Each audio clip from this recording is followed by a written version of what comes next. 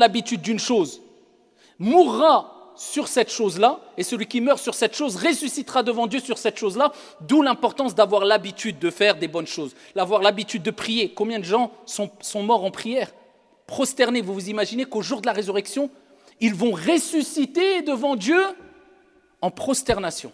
Quel honneur! Des gens, ils vont ressusciter en train de faire tawaf, des gens en train de donner des aumônes, des gens, et à côté des gens ivres, des gens en train de voler, des gens en train de mentir, des gens en train de forniquer, des gens en train de... parce que Dieu les a scandalisés. La preuve qu'il faut rester toujours sur ses gardes. Et jamais baisser la garde en se disant j'ai le temps, la vie est longue. Il n'y a pas d'âge, la mort n'a pas d'âge. La mort, elle n'a aucun âge précis. Il y a des gens, ils ne sont même pas sortis du ventre de leur mère qui décèdent. Et des gens qui pensaient vivre 10 ans ou 15 ans, ils sont morts à 100 ans. Allahu a'lam. Dieu a préservé, a caché la date de notre mort afin qu'on reste toujours sur nos gardes. Et on se prépare à rencontrer notre Seigneur de la meilleure des manières.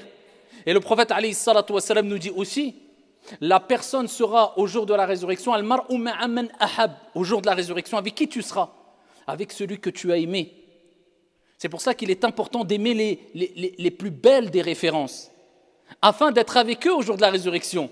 Si tu aimes le prophète vraiment, eh bien ça y est, tu as tout gagné. Juste de par ton amour pour le prophète, eh bien cela te fera gagner la proximité du prophète au jour de la résurrection.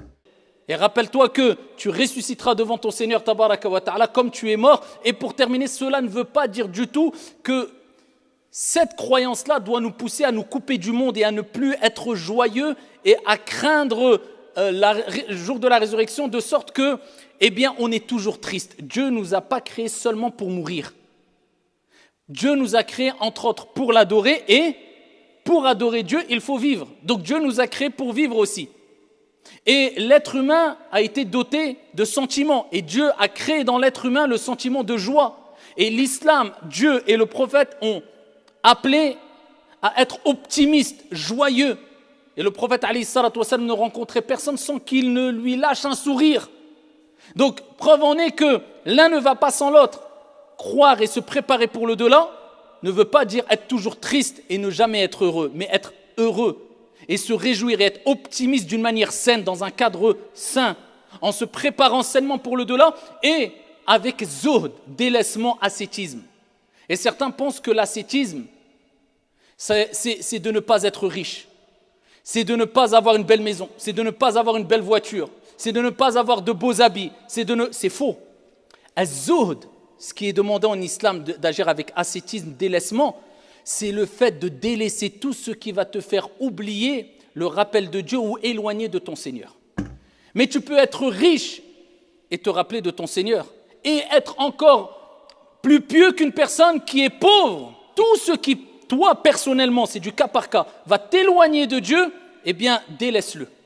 Et tant que cette chose que tu as, même si c'est un bienfait, même si c'est de la richesse, ne t'éloigne pas de Dieu, mais tu penses toujours aux pauvres, tu penses toujours à ta religion, tu penses toujours à ta prière, tu penses toujours à te rapprocher de Dieu, eh bien sache que tu as agi avec zuhd, avec ascétisme.